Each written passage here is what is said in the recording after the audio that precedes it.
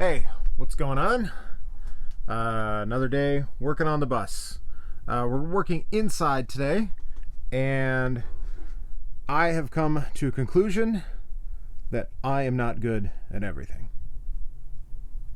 So, what specific thing have I come to the conclusion of that I am not good at? And that is upholstery. This right here.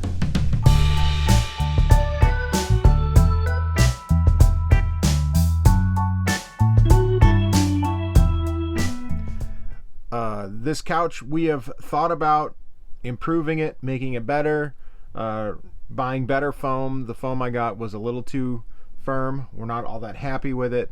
And it just kind of looks like a DIY kind of project, right? So what I'm thinking about doing is actually taking a normal couch, cutting the bottom off of it, and then putting it right here. And we found a couch that I think will work. One of the reasons why we built what we built was we wanted all this built-in storage here, you know, because the kids gotta have that. What do we got in here? Stuff. I don't know, this looks like swim stuff. And so we wanted to have that there. And it was tough to find a normal couch or even an RV couch with nice built-in storage. Almost all of them now are the recliners, and we don't have room to recline, and we don't really have room to recline into. But as what we're finding is this is not all that comfortable as it is. So I think I'm going to take the top part off, leave the bottom, and then take the bottom off of a normal couch and set it right here. And I built this in a modular way so I can pull just the top part off. So you can kind of say I was planning for this eventuality, or I was at least trying to think about it. And that's really been one of the things in our build that we have always considered is, what if what we're doing is going to have to change? What if we don't like it? And I think that's really important in any build you might be doing, is to always keep that in mind. What if you change your mind?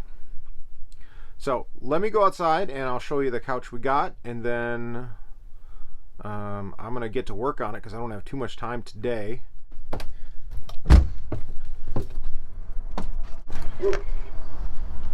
So this is the couch that I found, and yes, it is raining a little bit, but it's nice. This is real leather. Oh, it looks like it tore a little bit. Somebody was moving it in something, but I can fix that without too much trouble. It is actually the perfect length to fit in the spot that we need it. And so my first step is to get this from here into the garage where I can work on it, but I need to clean out a spot in my garage. Remember, it's all about interdependent tasks. And of course, snuggling the Cocoa Beast, that's right. Snuggling the Cocoa Beast is always one of them. In there, girl. Okay, in the garage shop now where it's a little bit warmer. I got the heater running in here a little bit. And I started taking apart this couch. I'm not going to go crazy with it, but what I'm trying to do is make it a little bit skinnier by about 3-4 inches, and then figure out where I can cut here. And I'm not actually just going to like cut. What I'll do is I'll basically unwrap it a little bit and then cut the insides, then staple the material back underneath it. That way I still have this material. And let me show you what I'm finding here. So I'm pulling this back piece off, and it's just held up there with some staples. And these are a little bit more heavy duty here. But it comes apart pretty easily, and I can even tack that back up if I need to, but I don't think I will. I'm actually thinking, you know what, this material, like this is legit leather here. Like that feels like suede on this side. This is nice quality. I paid $250 for both of these. Matching sofa and this couch, or love seat and the sofa, whatever. But the materials are great. I mean, this is all oak. Look at in here. This is all oak. They did not cheap out on this. This is not some IKEA crap. No offense, IKEA. We got some IKEA furniture ourselves. So I'm going to keep taking this apart and then see what I can do to basically, I'm going to have to straighten up the back because this is at a pretty good angle. So that might stink a little bit, but it's just going to get pushed forward, which hopefully isn't too bad. And then I'll have to, again, cut and rewrap this a little bit. In my mind, it's not that difficult. In my mind. If I could just do everything in my mind. Huh. All right, we're going to keep working here. Okay, we are getting into this pretty heavy now. You can see I've got a lot of this ripped off. Here's the other front side of the couch here. Cushions are off. I'm working on the back side here. So I've already made one cut here just to kind of see. This is about how much I'm cutting off of it. And I'm kind of going off of the structure of it to determine that. Change of plans on how I was going to handle these springs here. So this is the way these work. You know, you sit down and it supports your weight that way. So I tried cutting off the ends here and then unwrapping it, and I screwed it up against here. But now there's springiness. Actually, now it's kind of more springy this way, and it's not really springy at all this way. So now kind of what I'm thinking is about doing the old-fashioned thing of taking something like this, like we do with a bed. Actually, it's almost perfect length. And put it in its place, because these will give and have some spring to them. Whereas this, the way it's currently set up, won't, and I need the space for it here. It's kind of where I'm at. I don't know, I'm gonna keep plugging away at this. Okay, it's a new day. It might not look like this has changed a whole lot, but I've actually cut about a little over 6 inches off of this. You can really see it from the back side. And I've already put on, this is the old base. So, you know, I cut off all the parts, the vertical parts, and then took the base off of what was left and put it back on here to strengthen it up. And so it has something to sit on. Here's what's left over of the base. So this is, you can see this is how much I cut off. And this is all nice oak. So I'm probably going to keep this, tear it apart, and hold on to it for different projects and whatnot. So you can really see how much shorter it is here. I mean, pretty much it's like a chair sitting on the ground. The cushions are pretty much at ground level. So you can kind of see, hopefully, what I'm going to have to do here. Oh, what's this? Oh, yeah, that part's already there. And what is this? I might have to... So I am going to try and shorten this up as well. This way. I'm going to try and basically put this back piece in line with this, or pretty close to it. I may still keep a little bit of angle on it, but I need to try and get these 4 inches or so out of this. Okay, same day here, and I'm ready to start putting in the slats for the bottom support here. And then we can start buttoning it back up. You can see all this extra slack here now. So this side, it used to be out here 4 inches or 5 inches. Trimmed off a lot. Everything, it used to be kind of tilted this way a lot more, and now it's more like this. It's a little bit more square on the back.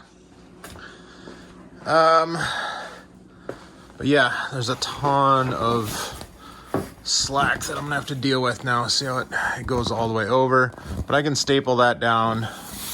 Same with this here. I think I'm gonna be able to get a better sense of that once I'm done with this and I flip it over. And I'm probably gonna leave this back part open, at least for right now.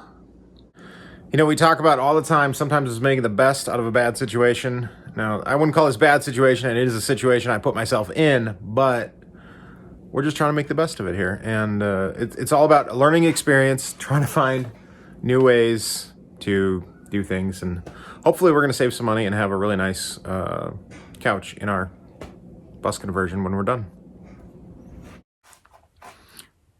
Well, it's another day, and we're still working on this stinking couch. I want to show you where I'm at and kind of what I've been doing, I guess. I did get a little excited, and I just kept working on it. So there might be a gap in where we left off last time. I'm not sure where that is. If you're not sure, go just rewind a little bit, and then you'll know. I was going to do pocket holes here, right, for these, but I thought better of it. And I was also looking at the way the geometry of this was. See how this board here lines up flush with this one here. But if we come down here, well, the front is actually a little bit higher. So that allowed me to put this extra lip on here. I did that all the way along, and then put some slats in for kind of the springiness of it. And of course, it's not going to be as nice as it would have been otherwise, but I got to make do with the space I have. And then the other thing I did, which I may come to bite me later, just because of the orientation that this was at, trying to put in the screws from the back side here was really hard. So what I ended up doing was I just started going straight through here, and I did crack a couple of these. And then I just kind of did I don't know, what do they call that? A countersink in there, so I could use these screws that I have. Because I don't really have, the other size would have been too big and would have popped out the backside. So got to make do with what you have, right? So we are about ready to flip this over and see exactly how much of a mangled mess it is. I'm going to have to restaple a ton of stuff, but I figured, well, step one, let's flip it over and I can get the corners sorted out and all that kind of stuff. Okay, we're getting pretty close here. As you can see, things are starting to get back together. That's how the slats are looking there. You can see how thin it is, the actual couch now. Here's something else that's pretty cool.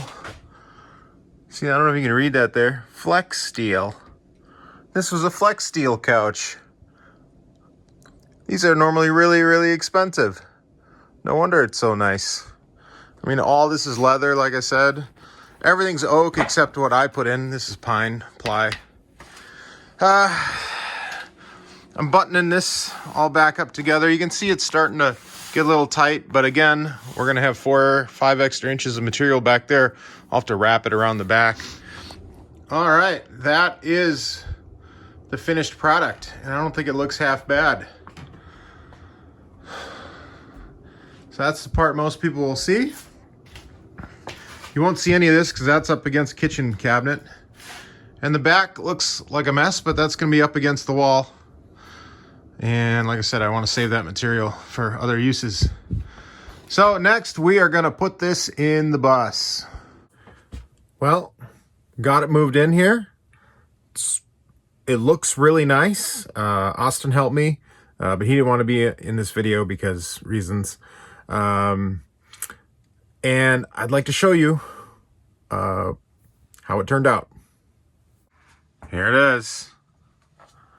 What do you think? Not bad, huh? And you can really get, this is what we had over there, essentially. And look at how nice that looks. Really like it. Only downside, only slight downside, which is kind of an upside, but it's actually a downside. It's just that it's up higher. Is, you can see here, it is quite a bit higher than this one because we had that extra room for the framing. There's just nothing I could do about it. So what I think our plan is in the spring, we will actually cut this cabinet down a little bit, which is not a problem at all because most of the things we store in there don't come up all the way anyway. So that's not going to be a problem. This just really goes to show that you can take a couch from inside and or, you know, designed for a home and make it work in an RV. It doesn't have to be a specific RV couch. I mean, this is so nice now. It's way more comfortable. It looks way better. And if you just didn't have the platform that I already had there, you could make it the right height and it wouldn't be all that bad. But yeah, it works really nice. And I don't have to worry about any of the stuff back here. Whereas here, you know, I still haven't finished this. It just drives me nuts. I don't like it. So we're going to figure out something to do here. It might not be until this spring. Who knows? So there you have it. It's been a couple of days, but we saved, if we were to buy an RV couch of this quality, it would have cost us $1,000, maybe more. I really encourage you to give it a try. Think outside the box. And again, if you like that kind of stuff and you want to see me keep doing it, subscribe to this channel. You won't regret it. Or if you do, you can just unsubscribe, and that's okay. I won't know about it. I'm not, my feelings aren't going to be hurt. But you're going to miss out. So it's your loss, I guess. That's all I have. Until next time, see you guys later.